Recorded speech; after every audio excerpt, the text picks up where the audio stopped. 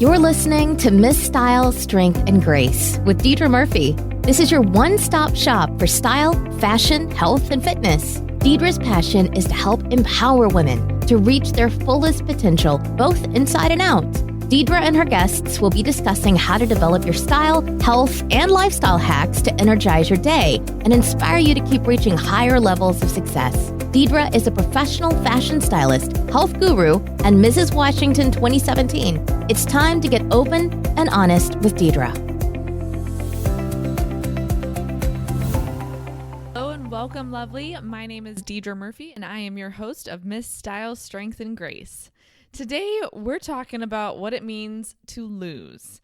I know we've all been there. We've all experienced loss. Maybe it was a sporting event that didn't go your way, or a promotion you didn't get, or maybe you just weren't caller number 10 on the radio program. No matter what, losing teaches us life lessons that we couldn't get elsewhere. Nothing in life quite determines our character, such as the moments when we have to accept defeat and the actions that immediately follow. So that's why today I really wanted to focus on what it means to me when I've lost and what I've actually won by losing.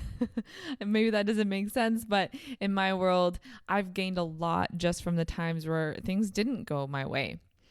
I know losing all too well. Out of the 9 total pageants that I've done so far, I only won twice. That's only 2 titles that I won, and that's only a 22% success rate in society's terms of success or winning.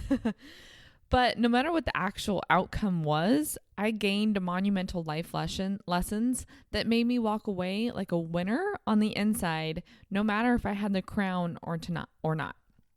So today I'm sharing the 3 things I won when I lost. Number 1, I learned to just keep smiling. Yeah, it sucks to have your name called before the winner as a runner-up. Everyone knows that you're disappointed, especially the crowd, but keep in mind your attitude on stage will be reflected for years to come. Those pictures never go away, believe me. When you're tagged on something on Facebook, even if you untag yourself, it's out there in the virtual realm.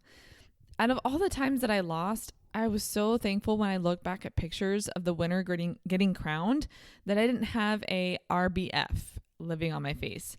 I don't really want to say what this is, but it's called RBF for resting bitch face. I'm just so glad I didn't have to look back at those and cringe. And it sucked having to slap a smile on my face when I'm secretly, crying, dying a little on the inside. But for years to come, it paid off. The skill of being able to slap a smile on your face, even when you're secretly crying on the inside, is a huge skill to master. And in the long run, it'll pay off in other moments of your life. I look back, and the hardest moment I had to stick that smile on my face was actually the second time that I ran for Mrs. Washington. The year before, in 2015, I had been named first runner-up. So going into 2016, I thought I was a shoo-in for winning. There's more to that story and why God knew I wasn't in the right place to win in 2016. But for more information on that, listen to episode number 1. However, in 2016, I didn't even make top 5. So it was extremely hard to keep a smile on my face when I was utterly disappointed. But thankfully, I managed to smile through the hard moments. And when the winner that year posted pics of her crowning moment all over social media, I can be seen in the background with a smile on my face. It was totally forced, but I look back now and I'm so glad that I didn't win that year for multiple reasons. And like I said, I'm lucky that I can look back on those pictures and not have to cringe at having a bad facial expression. I kept that smile on not only during the crowning, but shortly after. Even when packing up backstage, going to the after party, I knew that the winner was in a state of elation and it wasn't time for me to let my sorrows show. So my advice would be to save it for when you're back in your hotel room or back at home for those private moments. Plus the mascara washes off a lot easier when you're in your own bathroom. So that was my first lesson that I have learned from losing, is to keep that smile on. My second biggest lesson was that you were only competing with yourself. I had to learn this one early on in my pageant career. My first pageant was actually a local program for the Miss America organization, and here locally it's called Miss Tri-Cities. It's a huge title to have, not only for the Miss America organization, but in our community.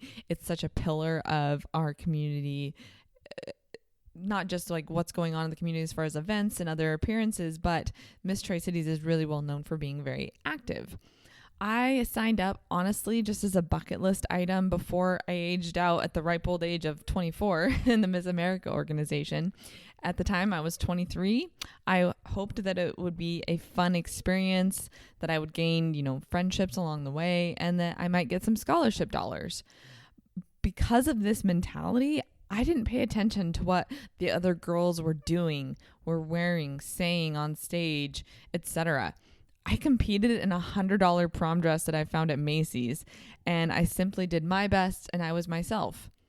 I didn't win, but I walked away as first runner-up with winning almost $7,000 in one night. After that, I kept trying at pageants. I thought, wow, maybe there's something to this. And I started to compare myself to others. I remember my second local program for the Miss America organization, I started watching what other girls were doing.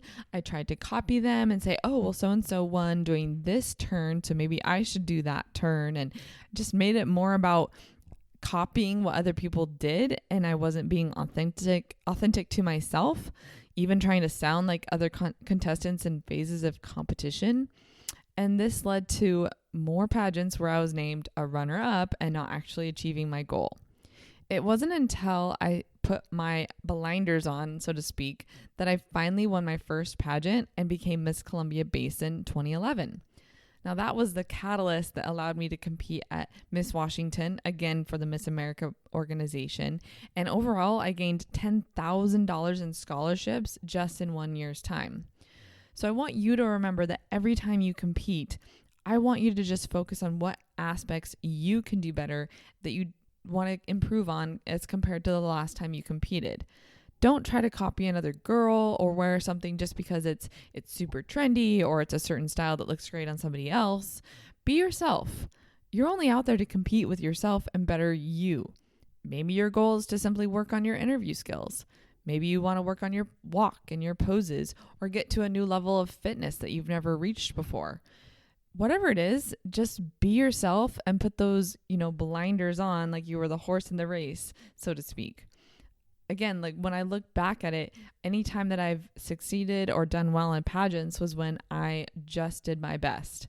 This last spring in 2017, when I finally won Mrs. Washington, I had the ability to be first contestant. Well, I don't know if it was an ability, but I was in the lineup as the first contestant, which was very daunting to me because I'd always been towards the middle or towards the end of the lineup.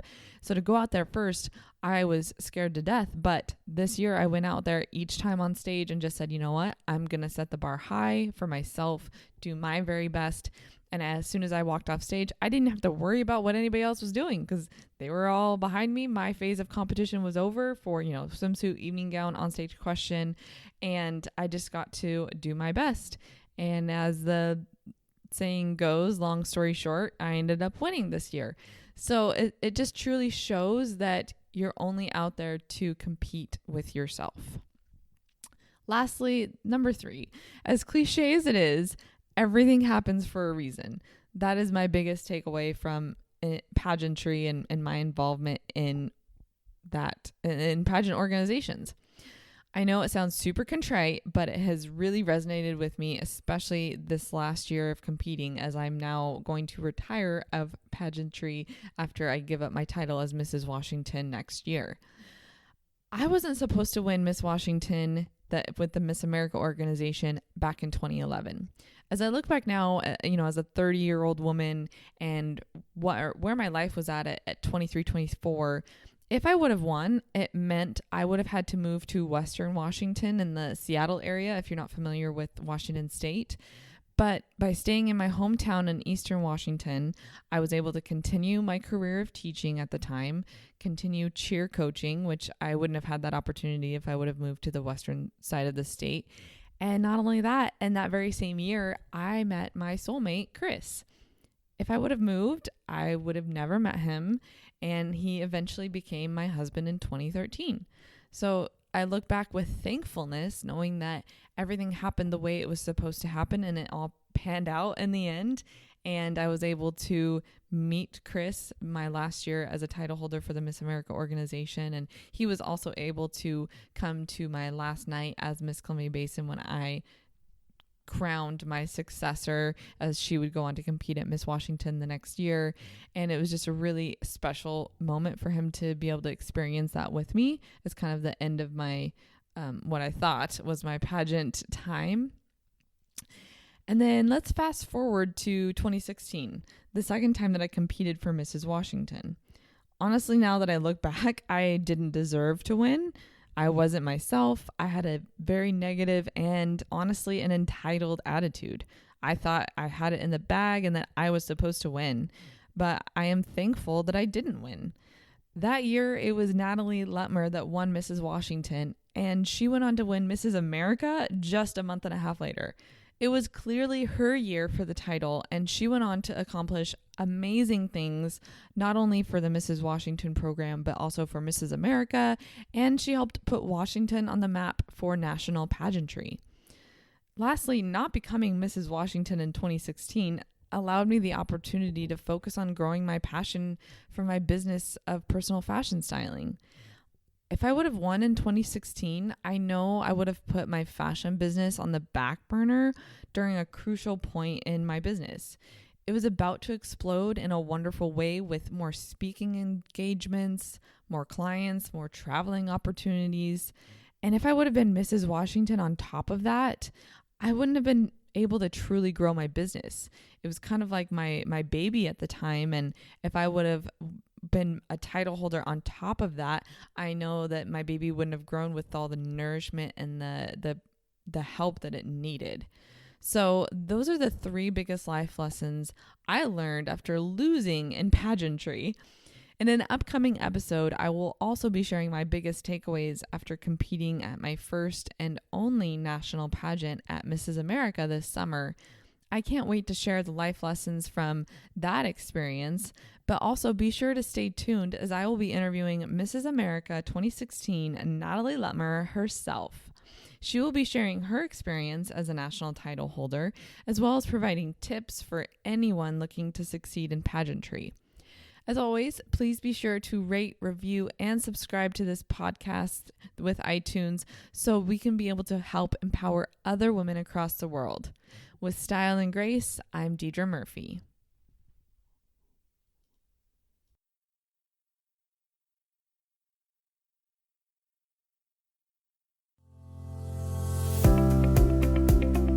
Hey ladies, thanks for listening, and we hope you enjoyed today's episode. To help empower more women, please be a doll and rate, review, and subscribe to this podcast. For show notes and other free resources we mentioned today, go to stylebydeidra.com.